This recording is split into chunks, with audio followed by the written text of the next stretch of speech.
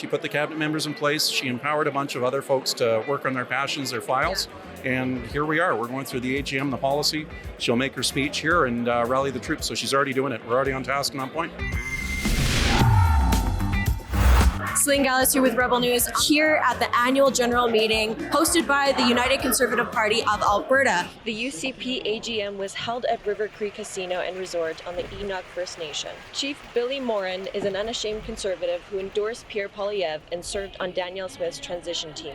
What I have behind me are civil society associations that will be proposing their policies, which will be voted on this weekend and will set the agenda going forward for the United Conservative Party of Alberta. So tell me a little bit more about what Parents' Choice for Education is. What does it stand for? Sure. Parents for Choice in Education is all about getting us a better education system by making sure that parents are in charge of their children's education. What we see in the classrooms a lot is some misuse of some fairly high-scale philosophical ideas, like critical theory, for instance, is often used in a way to transfer power from the children and from the parents to the teachers or to the administrators, and that's the opposite of the way that it's meant to be used. We also see gender theory used in a way that drives a wedge between the children and their parents, where it's suddenly mandatory for parents or for teachers in schools to keep secrets from the parents, and this transfers authority and power again away from parents, and this is why parents are very upset about some of these ideas that are being taught in classrooms. I'm actually the executive director of the Alberta Parents Union, but here representing all of the above. I can speak for Alberta Parents Union specifically.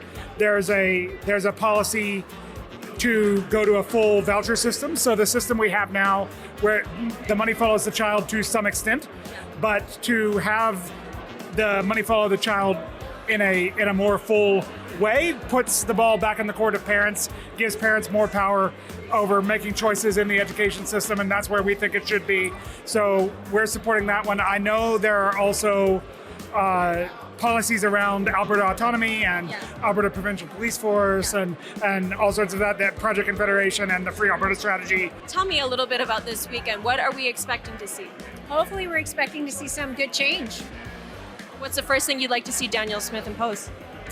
I think Danielle just really needs to follow through on the mandate that she's campaigned on and show people that she's going to come out with strength and stay true to her word. This is Shane Getson, MLA for Lac St. Anne region in Alberta. Yep. Tell me what sort of policies you're following this weekend. Well, personally for myself, I'm looking at corridors. So anything with energy and economics, I'm all over that. We just spent the last couple of days in caucus. Everyone's come together. We got to spend a lot of time and even did some off-site team building for the first time in the last couple of years. Phenomenal. So good group. We're all rowing the same way, and I think eyes on the prize. That'll be the spring. She put the cabinet members in place. She empowered a bunch of other folks to work on their passions, their files. And here we are. We're going through the AGM, the policy. She'll make her speech here and rally the troops. So she's already doing it. We're already on task and on point. Definitely a change of people coming onto the provincial board. People more like-minded that want to see change for Alberta, that are willing to stand up for Albertans and make that change. There's too many things have happened in the last couple of years with the same people that were obviously followed what Kenny wanted. And I'm hoping with the new leadership and a new provincial board that we can truly start to move on and make some changes. So our friend Derek Vildebrand over here from the Western Standard, tell me what you expect for this weekend. Well, a couple things. One is there's a bit of an internal fight, as there always is, over kind of the governance of the UCP board.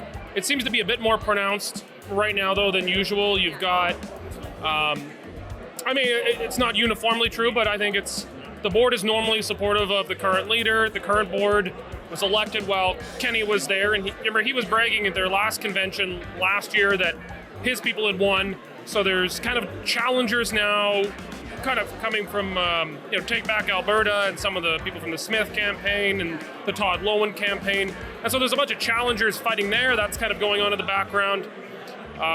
The other big thing is obviously more frontal, and that is Smith's ability to unite the party, bring them all together. Earlier today, she announced her pick for the cabinet. Very much, I think, a unity cabinet designed to bring It brought in every one of the different leadership contenders except for one. And it's got pretty senior positions for some of them. Jean in Jobs and Economy, Taves returning to finance, which is generally considered the number 2 position in the government. So Smith has got to show that she's got the chops, not just to win the leadership, but to keep it. Because in Alberta, the average lifespan of a Conservative leader is about 4 years. It is 1 year from when you take over from your predecessor who just got ousted, and 3 years after the election before you get ousted. So it's the Alberta Conservative leaders are normally here for a good time, not a long time. She's got to show she's got the chops to be a good time and a long time. That's a really difficult task. She's got to energize the party, get it ready to take it to a tough election. The NDP has got some strength in the polls. They've been out fundraising to UCP more often than not for the last few years, really the last 3 years mostly, especially the last 2.5. So she's got to be able to energize the party, unite it, and get it moving in the right direction together, because they're going straight into an election. And tell me a little bit about some of the policies that you're watching this weekend.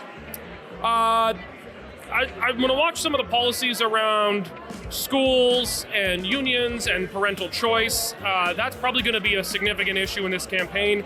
Not to oversimplify, but you've got the NDP, which generally favor government-run and union-controlled, ATA-controlled schools.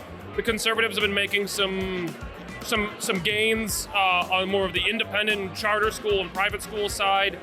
And so there's some resolutions around parental choice in education that, if they pass and actually make it into the platform, remember Jason Kenney said, I hold the pen on policy. So it doesn't mean that they pass here, they make it into the platform, but I think that's a big one to watch. Also around how members vote on policies surrounding Smith's proposed Sovereignty Act. Are you going to see the members on the floor here give a significant vote of confidence in some of those Alberta First, anti-Ottawa, Alberta sovereignty-style policies? I'd be very surprised if they don't get a pretty overwhelming win. Smith seems to have been able to get the caucus behind her on the Sovereignty Act. But I think we'd be looking to see how the members react to it. I'd be surprised if they buck it. Well, there's a new feeling here with Danielle Smith as the new premier. And I'd like to see unity number 1, because our number 1 job is to get rid of the NDP again, or keep them away. And I've got some great hope that she's the one that's going to do this. And so I think unity is number 1. At the top, there's a lot of board contests going on, and I'm really curious to see what's going to happen there. I'm very hopeful, so some good things to happen. We're going to be here all weekend at the annual general meeting. Stay tuned for more at rebelnews.com. For Rebel News, I'm Celine Gallis. Go to lockdownamnesty.com, sign our petition there to help keep politicians accountable.